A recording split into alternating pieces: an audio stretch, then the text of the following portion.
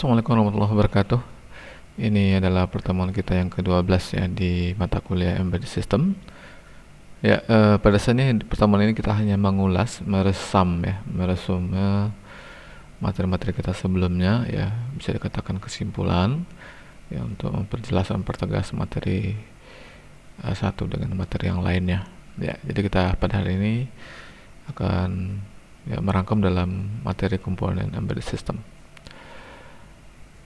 Ya, jadi pada dasarnya seperti yang Anda lihat di gambar ini, ya, jadi sebuah perangkat yang canggih itu tidak terlepas dari komponen-komponen apa saja yang mendukungnya ya. Jadi pada dasarnya pada sebuah perangkat yang katakanlah pada sebuah smartphone, ya tentunya banyak komponen-komponen ya. Ya, ini yang menjadi course outline kita pada hari ini.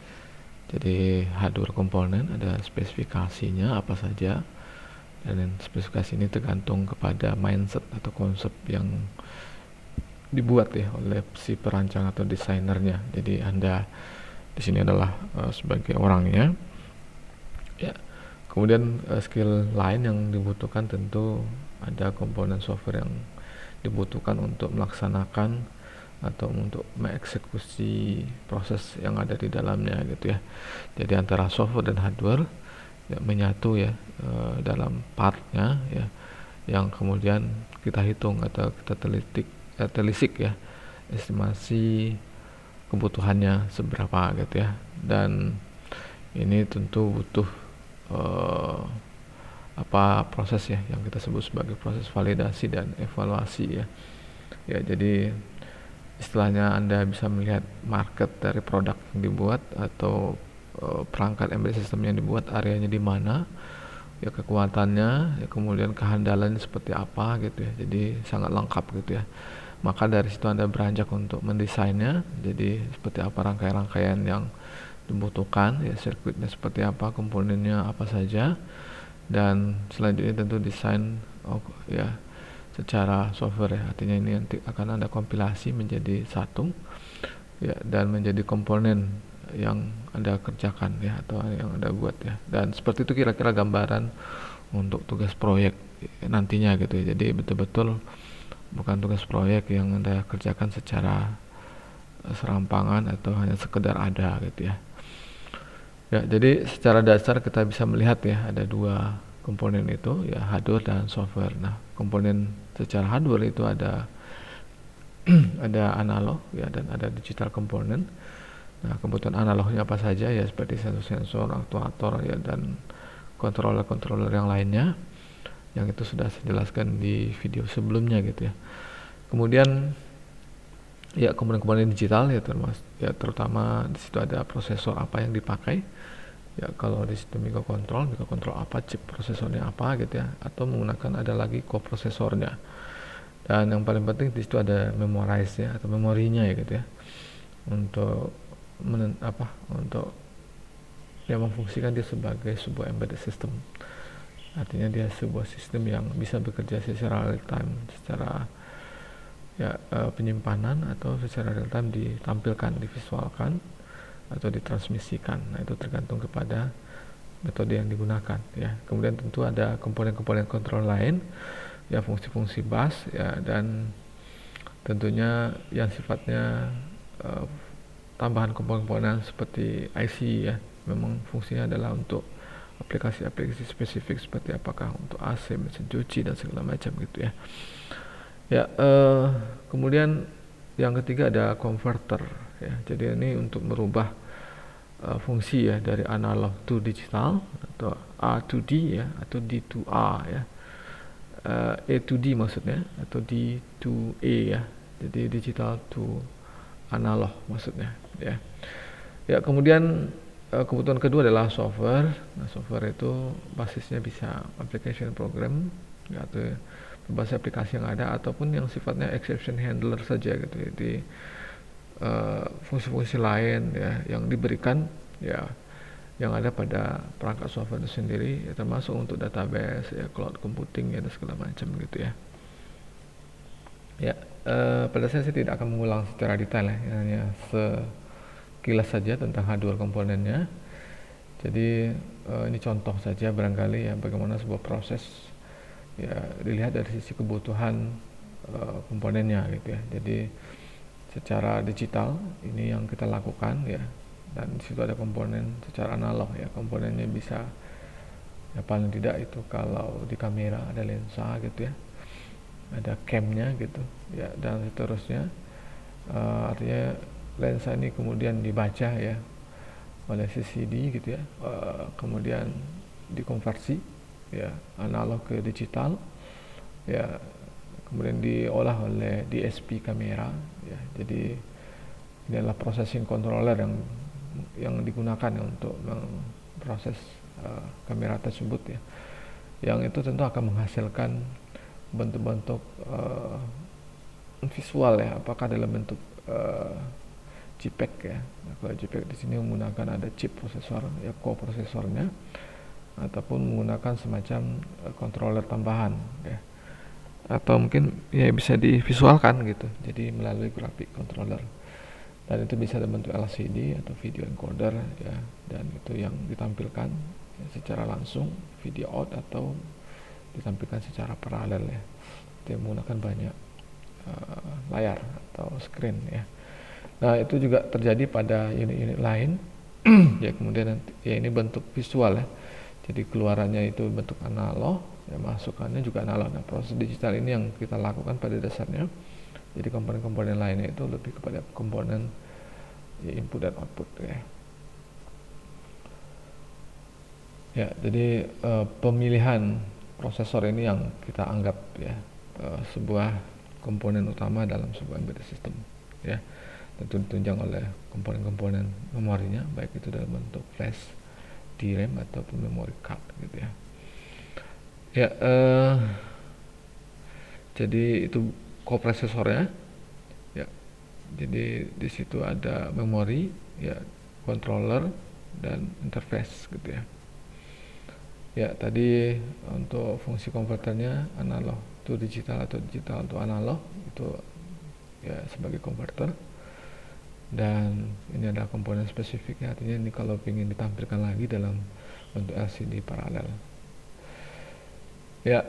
Jadi areanya tentu bisa kita lihat ya, jadi ada software di situ sebagai aplikasi program ya, dan hardware ya yang sudah kita bahas sebelumnya ya. Jadi kalau bicara prosesor, nah kira-kira prosesornya apa ya, jadi ini akan tergantung kepada algoritma yang dijalankan, apakah ringan, berat, dan seterusnya. Kemudian bagaimana controller dan pengaturan datanya atau data paths-nya. Kemudian prosesornya apakah kegunaannya untuk apa ya, kalau kegunaan umum atau general purpose, jenis pekerjaannya apa ya, kemudian fungsinya seperti apa ya, harganya apakah termasuk high cost atau low cost ya. Tentu sebuah embedded system itu adalah low cost ya, ada fungsi yang tinggi gitu ya, dan itu akan tergantung sebenarnya ya, artinya bisa lambat atau ya cukup memakan energi gitu ya. Jadi ini kan tergantung kepada desain yang dikerjakan ya. Jadi pemilihan-pemilihan seperti ini penting Anda perhatikan ya. Atau mungkin bisa dilihat dari fungsi yang secara spesifik atau single purpose.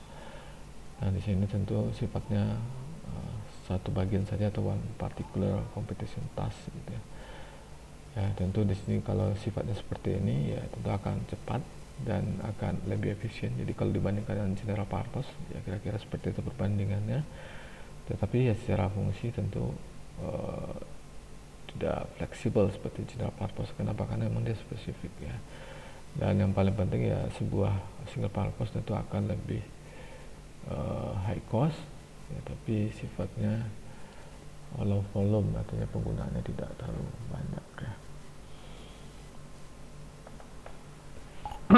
Ya, jadi untuk selanjutnya ya, bagaimana Anda melihat cara kerja dari sebuah prosesor ya.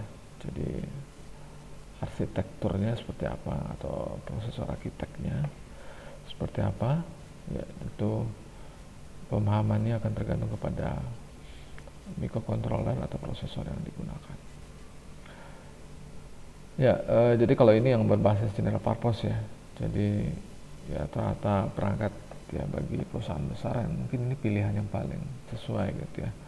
Kenapa? Karena aplikasinya bisa bervariasi, tinggal setting, tinggal program ulang gitu ya. Karena sifatnya memang programmable ya. Jadi memudahkan untuk proses seperti itu, tapi ya tentu seperti tadi harganya lebih mahal ya. Ya, kemudian tentu dukungannya akan lebih ini ya, besar ya. Kenapa? Karena didukung oleh memori yang lebih tinggi. Nah, maka sifatnya adalah memori program ya, atau pemrograman memori. Ya, kemudian database yang bersifat general dan ukuran registernya juga besar gitu ya.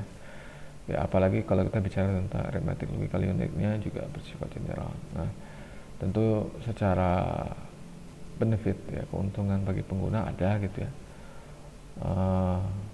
Ya dari sisi waktunya kecil gitu ya untuk pengerjaannya karena sudah lengkap gitu ya, artinya dia sangat high flexibility.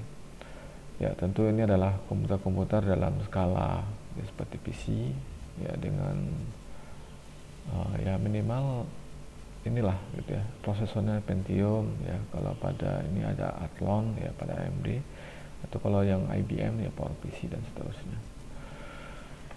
Ya, kita masuk ke yang sifatnya spesifik atau aplikasi spesifik prosesor ya. Ya, jadi sebenarnya ada dua istilah ya, ada ASIC atau ASIP ya. Jadi application specific is prosesor gitu ya, itu sebagai ASIPs-nya gitu ya. Nah ini sebenarnya pada dasarnya yang membedakan lebih kepada spesifik fungsi saja gitu ya. Tentu dengan benefit yang tidak begitu fleksibel gitu, tapi cukup lah gitu ya. Dan performanya juga tidak secepat yang tadi, dengan ukuran daya tentu lebih hebat ya. Nah ini biasanya yang paling banyak digunakan itu ya seperti DSP gitu ya, atau yang memang spesifik pada fungsi prosesor untuk pengolahan video misalnya, atau untuk jaringan. Ya ini yang lebih spesifik ya, itu yang tadi kita sebut sebagai ASIC ya. Dan ini ya memang dirancang untuk kategori satu program. Jadi biasanya kalaupun di program ulang ya, jadi program awalnya dihilangkan yang biasa kita pakai pada microcontroller pada dasarnya gitu ya. Ya artinya di sini hardware-nya bersifat hardware akselerator ya, jadi mengakselerasi sesuai dengan fungsi hardware-nya gitu ya. Ya, jadi perubahan pada hardware akan ya butuh perubahan pada pemrograman pada prosesornya ya. Ya artinya di sini tidak mengandung banyak komponen ya, hanya butuh satu komponen untuk mengeksekusi satu program itu tadi. Nah kebutuhan memorinya tidak begitu ya. Ya kenapa? Karena memorinya sudah menyatu di dalam prosesor itu sendiri. Tetapi kalau ya dalam perkembangannya ya ini bisa di-expand sebenarnya ya. Dan ini kelebihannya tentu bisa lebih cepat, daya yang lebih kecil, dan ukurannya juga lebih kecil. Ya ini bentuknya ya. Jadi kalau dari sisi bentuk mungkin saya tidak bisa ini kan spesifikkan karena memang secara ini sangat banyak ya. Artinya apa? Pada dasarnya yang ingin disampaikan di sini adalah ya bisa didesain ya. Maka biasanya kalau di negara-negara maju yang memang sudah ada pabrik ya untuk mengcreate ya prosesor itu. Jadi ada proses pabrikasi di situ ya. Jadi Anda desain, kemudian Anda ajukan ya untuk dicetak gitu ya dalam bentuk chip IC gitu ya. Ya, ini perbedaan ya antara general purpose dengan specific purpose prosesor gitu ya. Jadi materi ini sebenarnya sudah Anda dapat di materi perkuliahan sebelumnya. Ya, ini hanya mengingatkan saja barangkali, dan itu juga sudah saya jelaskan tadi ya. Jadi perbandingan secara hardware dan karakteristiknya ya sudah disampaikan di sini ya. Ya kita ringkas saja. Nah ini yang paling penting yang saya ingin sampaikan di materi ini ya, kebutuhan terhadap memori gitu ya. Jadi pada dasarnya embedded system itu sangat membutuhkan aspek penting ya pertimbangkan fungsi memori ya, karena dia pada dasarnya lebih banyak bersifat kerja secara real time. Nah, apakah storage ini dalam bentuk fisik langsung atau memang ya Anda bisa gunakan jasa pihak ketiga seperti media cloud ya, atau cloud computing ya, ataupun bisa ditransmisikan ya, artinya nanti hasil transmisinya divisualkan. Nah, itu boleh-boleh saja seperti halnya CCTV yang pernah saya sampaikan di materi sebelumnya. Ya, tentu pertimbangan ini yang paling penting ya. Nah, kira-kira memori apa ya, kemampuan menulisnya, writability-nya ya. Jadi bicara manner gitu ya, dan speed-nya ini yang diperhitungkan ya. Jadi kategori ini tentu sangat tergantung kepada ya, seperti handphone ya, atau smartphone yang Anda pakai ya. Kalau ya tidak hanya bicara masalah ukuran ya, kapasitas gitu bukan, tapi juga bicara speed ya. Ya, dan kemudian pemilihan storage-nya apakah bersifat permanen atau seperti apa, atau bisa di-expand gitu ya.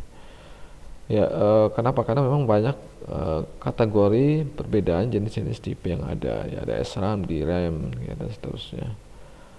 Dan ada juga yang sifatnya memori yang digunakan pada ya perangkat yang bersamaan ya, artinya dia menumpang saja atau ya semacam virtual, atau ya memanfaatkan memori yang ada ya, seperti kebanyakan pada perangkat-perangkat komputer sekarang ya. Jadi ada sifatnya embedded, itu tidak hanya pada di hardware tapi juga pada memori gitu ya. Ya, ini yang perlu diperhatikan ya kalau kita bicara writability-nya ya, kemampuan dia menulis ya, kemungkinan dia bisa dikembangkan ya. Nah, maka pertimbangan di situ adalah range-nya ya, rentangnya berapa kemampuannya ya. Ada high end, ada middle range gitu, ada lower range, atau malah low end yang paling bawah ya. Jadi ini hal-hal yang perlu Anda pertimbangkan ya. Jadi kalau bicara teknologi ya, kalau kebutuhannya rendah ya mungkin yang low end cukup ya. Tapi ketika kita bicara high speed ya, tentu juga kategori memorinya juga harus high end ya. Nah, ini kalau kita bicara tentang bagaimana sebuah memori yang permanen ya, permanen storage ya. Kategorinya sama ya, jadi ada istilah high end, ada sampai low end ya. Jadi ini akan menentukan apakah dia akan bersifat bisa di-expand atau tidak ya. Artinya secara fungsi kalau dia permanen tentu tidak di-expand ya. Kalau Anda pakai ini kira-kira akan terjadi kemungkinan resiko terjadinya kehilangan data ya, ketika prosesnya disimpan ataupun ditransmisikan, ada yang loss misalnya, ada yang hilang dan seterusnya. Ya, ini kira-kira posisi ya daripada jenis-jenis memori tersebut ya. Jadi kategori dari storage permanen seperti ini. Nah, kalau dibandingkan dengan writability-nya ya. Jadi pada dasarnya semakin kesini writability semakin tinggi, tapi sifat permanensinya semakin rendah ya. Jadi memang kebutuhan expand itu sebenarnya ya lebih dipilih gitu ya, kalau kita bicara teknologi yang memang membutuhkan ya penyesuaian terhadap perkembangan waktu atau zaman ya. Tapi kalau memang tidak dibutuhkan itu ya, sekecil apapun biaya penghematan yang bisa dilakukan ya harus dihemat gitu. Kenapa? Kalau dalam dunia industri karena sifatnya pabrik ya, nah produksinya kan bisa besar-besaran. Nah, sekecil apapun itu diperhitungkan ya, walaupun mungkin kalau hitung-hitungannya mungkin hanya setengah dolar gitu ya per unitnya, itu bisa dihemat misalnya gitu. Nah, itu bisa dilakukan ya. Jadi kalau ada perusahaan yang main hitung-hitungan yang kelihatannya bagi Anda gitu, nah itu hal yang wajar. Nah, ini yang paling penting, komunikasi yang dipakai. Nah, komunikasi ini ya bagaimana terkoneksi antara satu perangkat dengan perangkat lain, apakah dalam media wire atau unwire atau wireless gitu ya. Nah, ini akan tergantung kepada besarnya lebarnya bus yang dipakai ya. Tentu ini berkaitan dengan proses transfer data ya. Dan ini akan tergantung kepada jenis koneksinya juga ya, apakah serial paralel atau secara wireless gitu ya, dan protokol yang dipakai apakah menggunakan port atau menggunakan timing diagram ya, atau ada proses yang kita kenal dengan read and write cycle ya, jadi kemampuan dia untuk ya berapa kali proses pengulangan ya, siklus yang terjadi pada proses read dan write ya. Jadi ini hal-hal yang perlu dipertimbangkan ya dalam memilih komunikasi.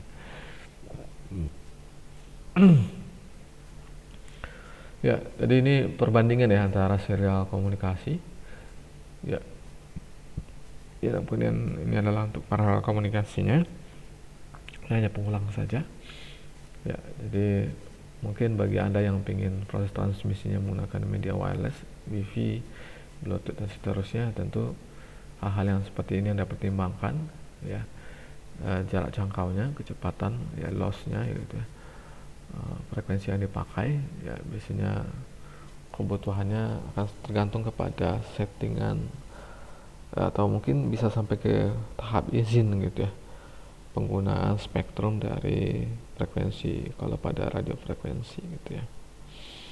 Ya, atau bisa jadi yang dipertimbangkan apakah terjadi overlap di antara satu jaringan, satu media komunikasi dengan media komunikasi yang lain.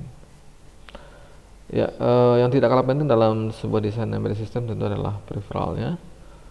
Jadi bagaimana kemampuan ya, komputasi ya, perform dari sebuah perangkat ini juga dipertimbangkan.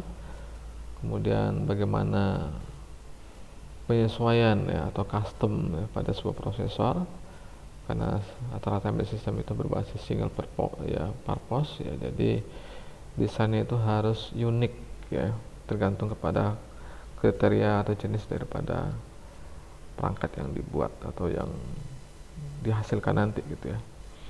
Dan ini juga harus mengacu kepada standar dari prosesor itu sendiri, apakah dia bersifat off the shelf gitu ya, artinya ya kalau ibarat perangkat itu betul-betul spesifik ya, tidak ada fungsi-fungsi tambahan lain yang memang bisa di-create lagi gitu ya, jadi mati di situ aja gitu ya, istilah bahasa lainnya gitu ya. Atau yang memang sifatnya bisa pre-design ya untuk beberapa kebutuhan pekerjaan yang sifatnya umum atau general. Ya, yang perlu dipertimbangkan hal lainnya adalah timernya ya, pewaktuan ya. Jadi bagaimana sebuah processing terjadi ya, baik pada proses input ataupun proses yang ada pada input dan outputnya gitu ya. Artinya di situ kita melihat kemampuan dia menghitung secara maksimum nanti gitu ya. Kalau perbedaan bit datanya juga ada gitu, nah itu perlu perhitungan lebih gitu ya, antara perangkat yang masih 8 bit dengan 16 bit misalnya, atau mungkin 8 bit dengan yang lebih tinggi lagi 32 bit, nah bisa koneksi atau tidak ya, kompatibel atau tidak ya. Jadi ini harus dipertimbangkan ya, termasuk untuk kemampuannya atau range-nya ya, jangkau dan resolusinya gitu ya. Jadi hal-hal yang ini perlu dipertimbangkan ya, termasuk untuk counternya ya, jadi penghitungan counter itu seperti halnya timer tadi ya, jadi ada hal-hal yang berkaitan dengan penggunaan pulsa gitu ya. Pulsa ini bukan pulsa untuk perangkat komunikasi ya, tapi gelombang yang digunakan pada sebuah clock ya. Nah tentu di sini yang digunakan seperti halnya baud rate, bit rate dan seterusnya. Ya, karena kita bicara perangkat-perangkat tambahan ya, seperti sensor dan segala macam. Nah, tentu akan berkaitan juga dengan ada istilah watchdog timer ya. Jadi tergantung kepada fungsi-fungsi yang terkoneksi di antara sesamanya, atau common use, atau di perangkat-perangkat yang berbeda ya. Jadi tergantung kepada unit-unit yang ada di sekitarnya. Nah, apalagi kalau kita kaitkan dengan fungsi komunikasi ya. Jadi ada proses transmisi ya, ada proses penerimaan, apakah terjadi proses synchronize atau asynchronous ya. Dan ini kalau pemilihannya untuk yang bersifat asinkronis, ya tentu yang Anda pakai adalah Universal Synchronous Receiver Transmitter. Jadi pemilihan-pemilihan untuk komunikasi yang bersifat asinkron, ya tentu komunikasi yang cocok itu adalah UART atau UART gitu, UART gitu ya. Ya seperti tadi ya, Anda juga menghitung ada istilah parity-nya, ada start bit-nya dan stop bit-nya juga ya. Kemudian tadi sudah kita bahas ada istilah bit rate atau baud rate ya. Jadi bagaimana sebuah perubahan ya sinyal ya, per detik itu dihitung di sini gitu ya. Maka komponen-komponen pendukung seperti ini pada saat dibutuhkan, walaupun sebenarnya kalau Anda beli sebuah perangkat microcontroller biasa jadi ini sudah include ya, bisa jadi, tapi artinya apa, Anda harus melihat tulisan apakah dukungan UART-nya sudah include on board atau tidak gitu ya. Nah, kalau tidak berarti Anda harus menambahkan modul seperti ini ya, termasuk untuk modul-modul PWM ya, pulse width modulatornya gitu ya. Ya jadi seperti halnya watchdog tadi atau apa namanya tadi ya, UART tadi ya, kemudian PWM. Nah ini untuk mengatur pulse-nya gitu ya, modulasi yang terjadi selama proses transmisi ataupun receive data yang terjadi ya. Nah ini perhitungan-perhitungannya ya, jadi kalau dalam dunia PWM karena basis kita digital, maka yang PWM itu adalah yang ini adalah gelombang analog yang ditransmisikan ya, ini yang kemudian dirubah dalam sinyal PWM-nya ya. Jadi data secara digital itu diolah di sini gitu ya. Ya, ini untuk visual saja. Ya, Anda bisa pilih LCD yang sederhana 1x8, 2x16 atau seterusnya. Ya, bisa yang berwarna, monokrom atau apa gitu ya, terserah Anda. Termasuk untuk kebutuhan penginputan ya, penggunaan keypad yang paling sederhana sekalipun ya, termasuk keyboard yang lebih lengkap ya. Atau perangkat-perangkat controller yang lain ya, seperti halnya sebuah motor stepper gitu ya, yang Anda gunakan untuk menggerakkan ya, objek-objek tertentu yang katakanlah pada sebuah robot atau pada sebuah perangkat mesin. Nah ini kebutuhan-kebutuhan ini perlu Anda akomodasi ya, Anda pilih kira-kira mana yang cocok gitu ya. Jadi motornya seperti apa gitu ya, ya kegunaannya berapa buah ya, kemudian kemampuan dia bekerja seperti apa ya, kemudian daya tahan ya, dan seterusnya. Ya, ini lebih ke processing yang terjadi saja ya. Jadi karena dalam dunia embedded system ini pasti ya menggunakan media input dan outputnya itu dalam bentuk analog ya, dan processingnya dalam bentuk digital ya. Tentu akan ada proses yang kita kenal dengan istilah A2D tadi atau D2A gitu ya, analog to digital dan digital to analog ya. Jadi bagaimana merubah analog ini ya ke digital seperti ini, atau dari digital ini menjadi analog seperti ini gitu ya. Jadi ada proses ya pembacaan ya, tergantung kepada besaran tegangan yang bekerja sehingga nanti menentukan berapa bit data yang akan ditransfer ya dalam bentuk digital seperti ini ya. Nah ini hitung-hitungan masih dalam hitungan 4 bit ya. Ya, itu kira-kira ya yang perlu Anda pahami di materi pengulangan ini atau summary ini. Jadi kemudian apa kebutuhan yang Anda butuhkan pada sebuah processing data atau kebutuhan yang lebih yang bersifat informatif gitu ya. Nah tentu di situ secara embedded system ya ada kebutuhan terhadap memori ya, prosesor yang paling utama ya, dan media komunikasi dan kebutuhan perangkat tambahan lainnya. Ya itu mungkin yang perlu saya sampaikan ya, ini referensi kita. Kalau ada yang mau tanyakan silakan sampaikan di grup ya. Terima kasih. Assalamualaikum warahmatullahi wabarakatuh.